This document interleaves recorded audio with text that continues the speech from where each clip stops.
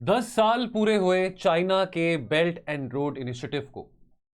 शुरुआती सालों में इसका नाम वन बेल्ट वन रोड था और 2015 में इस प्रोजेक्ट को रीनेम कर दिया जाता है as the BRI, the belt and road initiative. Ladies and gentleman, आप सबका बहुत स्वागत है आज के वीडियो में। और जैसे कि आपको मैंने कुछ सप्ताह पहले कहा था कि पाथवे टू प्रीलिम्स की जो हमारी सुबह की सीरीज होती है, फ्यू मिनट सीरीज, इसमें मैं BRI से संबंधित एक वीडियो जरूर बनाऊंगा। तो आज यहां पे जो भी इंफॉर्मेशन है prelims point of view related to belt and road initiative, वो आपके साथ डिस्कस करी जाएगी। वीडियो के एंड में एक क्वेश्चन होगा जिसका आंसर आपने कमेंट सेक्शन में देना है। चलिए देखिए, 2013 में ये वास्ट ट्रांसफॉर्मेशन, चाइना के पास आपको पता है बहुत ज्यादा पैसे हैं, चाइना के पास अरबों खरबों में पैसे पड़े हैं, फॉरेक्स रिजर्व्स पड़े हैं। इनफैक्ट पिछले 15-20 सालों में चाइना ने बहुत इकोनॉमिक प्रोग्रेस किया है और उस पैसे को चाइना इस एम्बिशियस प्रोजेक्ट्स में इन्वेस्ट कर रहा है। 2013 में जब उस वक्त चाइना के जो राष्ट्रपति थे जी जिनपिंग, नई नई उन्होंने कमान संभाली थी, उन्होंने काफी सेंट्रल एशियन कंट्रीज और इवन इंडोनेशिया में दौरा लगाते हुए ये belt and road initiative project की अनाउंसमेंट करी, जिसका नाम उस वक्त वन बेल्ट वन रोड था, OBOR। और दावा करा गया था कि इस प्रोजेक्ट के चलते मैसिव इन्वेस्टमेंट करी जाएंगी, ना कि केवल एशिया में बट अफ्रीका और यूरोप में भी। जरा सर, ये जो बेल्ट एंड रोड इनिशिएटिव है एक मुहिम है जी जिनपिंग के द्वारा पुराना ऐतिहासिक सिल्क रूट या सिल्क रोड कह लीजिए, उसको रिवाइव करने का। आज से हजारों साल पहले काफी कमोडिटीज इस सिल्क रूट के जरिए इंपोर्ट और एक्सपोर्ट होती थी। सिल्क प्रोडक्ट्स की बात करें, कॉटन टेक्सटाइल्स की बात करें, इंडिया भी एक सिग्निफिकेंट प्लेयर था इस इंपॉर्टेंट सिल्क रोड या सिल्क रूट में। और यही मकसद था जी जिनपिंग का, जो कि उद्देश्य था बेल्ट एंड रोड इनिशिएटिव का, कि ट्रेडिंग रिलेशंस को रिवाइव करना है। जरा सर, तो इंफ्रास्ट्रक्चर रूट्स बनाना तो एक बहाना है, लेकिन जी जिनपिंग का यह कहना था कि असली मकसद है ट्रेडिंग रूट्स को रिवाइव करना, जो कि एशिया से अफ्रीका से Europe and all the way to Latin America तक स्पैन करेगा। की ऑब्जेक्टिव इस बेल्ट एंड रोड इनिशिएटिव का था building ports, building bridges and even industrial corridors. तो जैसे आपको बताया कि इनिशियल नाम OBOR था, 2015 में इसका नाम बदलता है BRI, belt and road initiative. नाम बदलने का कारण यह था कि जी जिनपिंग चाहते थे कि यह इनिशिएटिव और ओपन और इंक्लूसिव साउंड करे। और इस वन बेल्ट वन रोड के दो कर्ण अर्जुन थे, यानी कि दो कंपोनेंट्स थे। एक तो सिल्क रोड इकोनॉमिक बेल्ट, जो कि टेरेस्ट्रियल कंपोनेंट है, और एक इसका मैरिटाइम सिल्क रोड, यानी कि जो इसका मैरिटाइम कंपोनेंट है। So belt and road initiative has two components. Number one is the terrestrial, the land, the continental based component, and number two is the maritime based component. Let's have a look at the map. अगर मैं पुराने silk route की बात करूं तो जो originating point था पुराने सिल्क रूट का या रोड का, वो जियान था, जो कि चाइना के फार ईस्टर्न प्रोविंस का एक हिस्सा है। और ये जो पुराना सिल्क रूट था लगभग 64,000 किलोमीटर का नेटवर्क था, जो कि स्पैन करता था all the way from China, goes all the way to the western shore of the Mediterranean Sea, the western shore of the Mediterranean Sea. तो आप यहां पे देख सकते हैं, ये जो ब्राउन कह लीजिए या डार्क मस्टर्ड कह लीजिए, ये जो लाइन है, ये बेल्ट एंड रोड इनिशिएटिव का टेरेस्ट्रियल इकोनॉमिक जो कंपोनेंट है वो यहां पे मार्क करा गया है। और जो आप रेड में देख रहे हैं, देखिए all the way from Pacific to all the way to the Indian Ocean, all the way up to the Mediterranean Sea, ये जो है रेड में जो आपके सामने डिनोटेड है, ये इस बेल्ट एंड रोड इनिशिएटिव का मैरिटाइम कंपोनेंट है। कोर प्रिंसिपल्स क्या रहेंगे? देखिए, कोर प्रिंसिपल्स की बातें तो बात की, असल में था कि चाइना के पास सरप्लस पैसा था, सरप्लस पैसा था। अब जैसे होता ना, किसी के पास ब्लैक का बहुत पैसा हो, ब्लैक मनी बहुत हो, काले कामों के कारण उन्होंने बहुत धन अगर अक्यूमुलेट किया हो, तो उनको होता है कि भी पैसा इन्वेस्ट कहाँ पे करें, ताकि कल को इनकम टैक्स की रेड ना पड़े, ED की रेड ना पड़े। तो कुछ लोग होते हैं दुकान खोल देते हैं, कोई रेस्टोरेंट खोल देते हैं, किसी इमिग्रेशन कंपनी में इन्वेस्ट कर देते हैं। तो चलो चाइना की इकोनॉमी ने कोई ब्लैक मार्केट से, मतलब ब्लैक इकोनॉमी से काम नहीं किया। कहने का मतलब यह है कि चाइना ने खूब सारा पैसा कमाया, 20-25 सालों में चाइना ने खूब सारा पैसा कमाया, है ना। और जी जिनपिंग कहते कि मोगैम्बो खुश हुआ, तो मोगैम्बो ने सोचा कि चलो इतना पैसा जो है वो इन्वेस्ट किया जाए। तो मोगैम्बो को यानी कि जी जिनपिंग को यहां पे ये याद आता है कि अरे एशिया में, अफ्रीका में तो बहुत सारे गरीब देश भी हैं, और इतने सारे गरीब देश हैं, उन गरीब देशों की जरूरतें हैं, रिक्वायरमेंट्स हैं, इंफ्रास्ट्रक्चरल नीड्स हैं, और साथ के साथ एशिया और अफ्रीका में ऐसे भी बहुत सारे देश हैं जहां पे पॉलिटिकल इंस्टेबिलिटी भी बहुत ज्यादा है। तो ये प्रोजेक्ट बना दिया, और कहने को कोर प्रिंसिपल सामने क्या रखे कि जी हम तो बहुत ट्रेड करेंगे, हम गरीब देशों की इंफ्रास्ट्रक्चर कनेक्टिविटी पे एम्फसाइज करेंगे, पीपल टू पीपल कनेक्शंस पे एम्फसाइज करेंगे, फाइनेंशियल इंटीग्रेशन करेंगे। तो चाइना ने वो कहा कि भाई मैं मसीहा हूं, मैं आपका मसीहा हूं जो कि गरीब देशों की मदद करूंगा, ट्रेड रिलेशंस भी रिवाइव होंगे all the way up to Europe and Latin America, और साथ के साथ जो डेवलपिंग कंट्रीज हैं और जो लीस्ट डेवलपिंग कंट्रीज हैं उनको भी मौका मिलेगा इस ग्लोबल फाइनेंशियल आर्किटेक्चर और फाइनेंशियल इंटीग्रेशन का पार्ट बनने का। शुरुआती सालों में ना एक कॉरिडोर था, Bangladesh China India Myanmar economic corridor. शुरुआती सालों में आपको यह बताना चाहता हूं कि इंडिया सोच रहा था इस बेल्ट एंड रोड इनिशिएटिव का पार्ट बनने के लिए।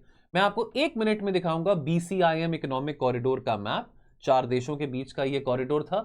लेकिन जब चाइना ने यहां पे दिखाया कि भाई वो पाकिस्तान को भी इस इकोनॉमिक कॉरिडोर में इंक्लूड करना चाहता है, और जब चाइना ने ये बेल्ट एंड रोड इनिशिएटिव के चलते जानबूझ के ये CPEC corridor, China Pakistan economic corridor को पास करने की बात करी from the Pakistan occupied Kashmir, इससे हमको काफी ठेस पहुंची। और हमारी लीडरशिप का यही जवाब था कि देखिए पाकिस्तान ऑक्यूपाइड कश्मीर पाकिस्तान ने गलत तरीके से ऑक्यूपाई किया है। हम आज भी गिलगित बल्तिस्तान को integral part of the union of India मानते हैं, और अगर ये चाइना का बेल्ट एंड रोड प्रोजेक्ट कहीं मर्जी से निकल रहा है, लेकिन अगर वो इंडियन टेरिटरी से निकल रहा है या इलीगली ऑक्यूपाइड इंडियन टेरिटरी से निकल रहा है, तो वो हमारी सॉवरेनिटी, हमारी टेरिटोरियल इंटेग्रिटी के खिलाफ है। और इसीलिए चाइना के इस प्रोजेक्ट से इंडिया ने अपना कदम वापस ले लिया। India withdrew it's inclusion in this belt and road initiative. जहां तक BCIM की बात होती है, ये देख लीजिए, कनमिंग जो कि चाइना का ईस्टर्न प्रोविंस है, ये यहां से लेके कोलकाता तक ये कॉरिडोर जा रहा था। बीच में अगरतला और चिटोगांग पोर्ट का भी एक यहां पे एक लिंक बना हुआ था, मैरिटाइम लिंक बना हुआ था। तो again Bangladesh China India Myanmar corridor, in the initial years of the BRI, India was also keen to be a part of this infrastructure project until this CPEC 62 billion CPEC corridor comes into the picture. ये 62 billion जो project है, 62 billion dollars का जो CPEC corridor project है, ये पास हो रहा है all the way to the Pakistan occupied Kashmir, and ये टर्मिनेट होता है पाकिस्तान के ग्वादर पोर्ट में। तो इंडिया की absence that resulted in the halt of the BCIM corridor, and subsequently BCIM corridor पे जब काम होना बंद होता है तो चाइना म्यांमार के साथ एक इकोनॉमिक कॉरिडोर को एक्सप्लोर करता है। So like you have the CPEC towards the west of India, you also have a CMEC, the China Myanmar Economic Corridor, towards the eastern side of, towards the northeastern side of India. Now Myanmar में China का क्या interest है? Because sir Myanmar में तो rich oil and gas reserves पाए जाते हैं। तो China Myanmar economic corridor again ये कनमिंग से शुरू हो रहा है, जैसे BCIM कॉरिडोर था जो कि कनमिंग में शुरू होता था, और ये कहां जाता है? All the way up to the Kyaukphyu port. Now as I told you, ये जो CMEC कॉरिडोर है, जैसे म्यांमार में आपको मैंने बताया कि rich oil and gas reserves हैं, and China being an energy starved country, China does not have its own oil and gas reserves, तो चाइना को इस प्रोजेक्ट से बहुत लेवरेज मिला। Irrespective whether the military is in power in Myanmar और whether elected government was in the running the affairs in Myanmar, China का ये जो म्यांमार के साथ इकोनॉमिक कॉरिडोर था, इससे चाइना को काफी लेवरेज मिला। अगर हम सिल्क रूट इकोनॉमिक बेल्ट की बात करें तो सिल्क रूट या सिल्क रोड कह लीजिए, SREB, silk road economic belt का फोकस क्या था?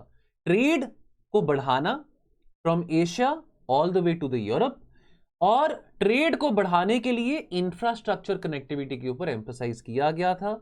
सिल्क रोड इकोनॉमिक बेल्ट में फोकस किया गया था कॉन्टिनेंटल रूट्स को मजबूत बनाने का। So this is the terrestrial part, the land corridor part of the belt and road initiative. Maritime silk road की बात करें तो जैसे आपको पीछे मैंने मैप में भी दिखाया था, maritime silk road it starts all the way in the Pacific, as you can see in the map. ये आपके सदर्न पैसिफिक ओशन से शुरू होके ऑल द वे जा रहा है, कहां पे जा रहा है? All the way to the Mediterranean Sea. और अगर मैं लैंड कंपोनेंट की बात करूं, ये देखिए यहाँ पे जियान या जुआन आप इसको कह लीजिए, यहां से शुरू हो रहा है, ये जा रहा है all the way up to the western part of Europe, यानी कि यहाँ पे जहां पे रॉटरडैम आता है, नेदरलैंड्स आता है, यहाँ पे किनारे पे नॉर्थ सी आती है। तो just look at the spread और the expanse of both the components of the BRI, whether that is the land-based component or whether that is the maritime component. तो क्लियरली यहां पे चाइना के एक्सपेंशनिस्ट आइडियाज दिख रहे हैं। 10 साल के बाद आज 2023 में इस बात से आप अंदाजा जरूर लगा सकते हैं कि चाइना का मेन मकसद ट्रेड रिवाइव करना नहीं था। चाइना का मेन मकसद गरीब देशों के इंफ्रास्ट्रक्चरल नीड्स को मीट करना नहीं था। चाइना का मेन मकसद था to become a strong continental power and to also become a strong naval power. Because ये जो आप मैरिटाइम सिल्क रूट कंपोनेंट देख रहे हैं जिसको चाइना डेवलप कर रहा है, यहां पे इंपॉर्टेंट चोक पॉइंट्स लाई करते हैं, like the Strait of Malacca somewhere over here, और the Strait of Hormuz somewhere over here. और यहां से कितना मैरिटाइम ट्रेड पास करता है, look at this Suez canal, Red Sea से यहां पे ये कॉरिडोर पास हो रहा है all the way from the Mediterranean Sea. तो चाइना का क्लियरली यहां पे जो डिजाइन था, जो ऑब्जेक्टिव था, वो ये नेवल कंपोनेंट और कॉन्टिनेंटल कंपोनेंट को डोमिनेट करने का था। इकोनॉमिक कॉन्सिक्वेंसेस की बात करें, जो देश इन्वॉल्व थे इस बेल्ट एंड रोड इनिशिएटिव में, बहुत सारे देश इन्वॉल्व थे, उन्होंने देखा कि ट्रेड और इन्वेस्टमेंट चाइना से ज्यादा हो रहा है, विच मींस कि फेवरेबल ट्रीटमेंट और पॉलिसी एडवांटेजेस चाइना को ज्यादा मिल रहे हैं, ना कि उन दूसरे कंट्रीज को। थोड़ा बहुत ट्रेड में मुनाफा हुआ, लेकिन जिन देशों के साथ चाइना ट्रेड कर रहा है उन देशों में बहुत बड़ा ट्रेड डेफिसिट हो रहा है, यानी कि वो ट्रेड डेफिसिट चाइना के फेवर में है, चाइना के एडवांटेज में हो रहा है, उन देशों का फायदा नहीं हो रहा। ये सिल्क रोड इकोनॉमिक बेल्ट के यहां पे 6 की डेवलपमेंट कॉरिडोर्स हैं, जिसमें से सीमैक और सीपेक 2 हैं, साथ के साथ एक China Indo China peninsula economic corridor है। Just for the sake of benefit, what is Indo China, ये बात आपको याद रहे कि इंडो चाइना में कौन से देश आते हैं? Cambodia, Laos, Vietnam, Myanmar and Thailand. तो ये जो 5 देश हैं ये Indo China, French Indo China in देशों को कहा जाता है। So with in this particular topic एक छोटा सा आपको इंफॉर्मेशन में और दे रहा हूं, CLVMT, ये जो 5 देश हैं इनको फ्रेंच इंडो चाइना भी कहा जाता है। इनमें से ऑब्वियसली फ्रेंच इंडो चाइना इसलिए भी कहा जाता है because you know at a certain time they were part of the French Empire, the French colonies. Now what are the challenges associated with this Belt and Road Initiative? Number 1 is the debt trap. Now most of the countries, we all saw the Hambantota port going out of the hands of the Sri Lankans for a period of 99 years. Now it is leased by China. 1/3 of Africa, in fact in one of the lectures, in one of the paid lectures जहां पे India Africa relations को हम discuss कर रहे थे, I also told about an interesting fact that 1/3 of Africa is under debt. 1/3 of 52-53 countries in Africa, 55 countries in Africa, they are under severe debt thanks to the Daryadili of China. So many people, many countries, they have now understood that this Daryadil, this Bada Dil of China is actually a debt trap, whereby huge amount of loans are being extended to countries which are politically, economically not stable.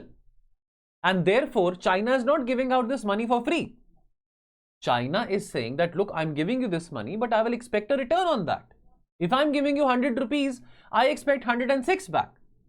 But these countries, Sri Lanka, Zambia, many other African countries, Senegal, they don't have the capacity to pay back whatever they have borrowed from China. तो rate of interest के साथ, सूद समेत के साथ वो कैसे पैसे दे सकेंगे? और चाइना ये जानबूझ के कर रहा है, बिकॉज इसी बहाने चाइना को स्ट्रेटेजिक एसेट्स मिल रहे हैं इन देशों में. फॉर एग्जांपल हम्बनतोता पोर्ट की हमने बात करी. और मल्टीलेटरल गवर्नेंस की बात आती है. ठीक है, एशियन इंफ्रास्ट्रक्चर इन्वेस्टमेंट बैंक, इसमें 105 से ज्यादा देश हैं. इंडिया इसमें सेकेंड लार्जेस्ट कंट्रीब्यूटर भी है. कुछ फंडिंग AIIB से भी डाइवर्ट करी गई थी for the belt and road initiative, लेकिन कोई सेंट्रलाइज गवर्निंग स्ट्रक्चर नहीं है बेल्ट एंड रोड इनिशिएटिव का, जिसके कारण यहां पे काफी लूप होल्स खड़े होते हैं, जो कि एक बहुत बड़ा चैलेंज बनता है. पॉलिटिकल टेंशंस, जियोपॉलिटिकल कॉन्फ्लिक्ट्स और डिस्प्यूट्स, जैसे कि भारत चाइना का बॉर्डर डिस्प्यूट है, उसके चलते भी भारत को क्या प्रॉब्लम होनी थी इस प्रोजेक्ट में पार्टिसिपेट करने के लिए? अगर चाइना ये POK से कॉरिडोर ना पास करता, अगर भारत चाइना के बीच में संबंध अच्छे होते, अगर डोकलाम स्टैंड ऑफ ना होता, 2013 में दिप्सांग प्लेन्स में स्टैंड ऑफ ना होता, 2020 में इंडिया चाइना के बीच में गलवान घाटी वाला इंसिडेंट ना होता, तो इंडिया को क्या प्रॉब्लम थी? लेकिन इंडिया चाइना के बीच में जो टेंशंस हैं वो भी कहीं ना कहीं इस BRI प्रोजेक्ट्स को बीच में ऑब्स्टिकल बना रहे हैं, जिसके चलते जो इंप्लीमेंटेशन है वो ज्यादा अच्छी तरीके से नहीं हो पा रही है in specific regions of the BRI, hindering the initiatives progress. And then of course environmental और सोशल कंसिडरेशंस आते हैं. ये जो इंफ्रास्ट्रक्चरल प्रोजेक्ट्स हैं, चाहे वो बिल्डिंग पोर्ट्स हैं, रेलवेज हैं, ब्रिजेस हैं, इनको क्रिटिसिज्म बहुत मिला है from the adverse environmental consequences these projects are posing. So ensuring the sustainability, the environmental sustainability of BRI projects is also a very important responsibility of both the country which is investing and in the country in which the investment is going, because you have to take into account the interest of the local communities. So the BRI has raised concerns about China's increasing influence and control over very important infrastructure facilities in the partner countries. और इन concerns के चलते कुछ देशों को फिर से reconsider करना पड़ा है कि क्या वो इस बेल्ट एंड रोड इनिशिएटिव का हिस्सा बने या ना बने. ये वीडियो सफिशिएंट है जो आपने देखा है बेल्ट एंड रोड इनिशिएटिव के प्रोज एंड कॉन्स के बारे समझने के लिए, चाहे वो प्री पर्सपेक्टिव हो या मेंस पर्सपेक्टिव. स्क्रीन पे आपके सामने क्वेश्चन दिया गया है. ये प्रीलिम्स 2023 में इसी साल आया था. क्या आपको सही आंसर लग रहा है? कमेंट सेक्शन में जरूर बताइएगा. और दोस्तों अगेन, एक जैसे हमारा एक ट्रेडिशन रहता है आपको इन्फॉर्मेशन देने का, एक एडवर्टाइजमेंट के बारे. Prelims crash course popular demand पे बच्चों ने कहा था कि इस बार जल्दी प्रीलिम्स का क्रैश कोर्स शुरू करें. 30 अक्टूबर से यानी कि ऑलमोस्ट 1 वीक होने वाला है. क्लासेस शुरू हो चुकी हैं, डेली लाइव क्लासेस हो रही हैं. अभी पॉलिटी की क्लासेस चल रही हैं, आयुष सर ले रहे हैं. स्टैटिक और करंट अफेयर्स दोनों कंपोनेंट्स हर एक सब्जेक्ट का आपके साथ कवर किया जाएगा.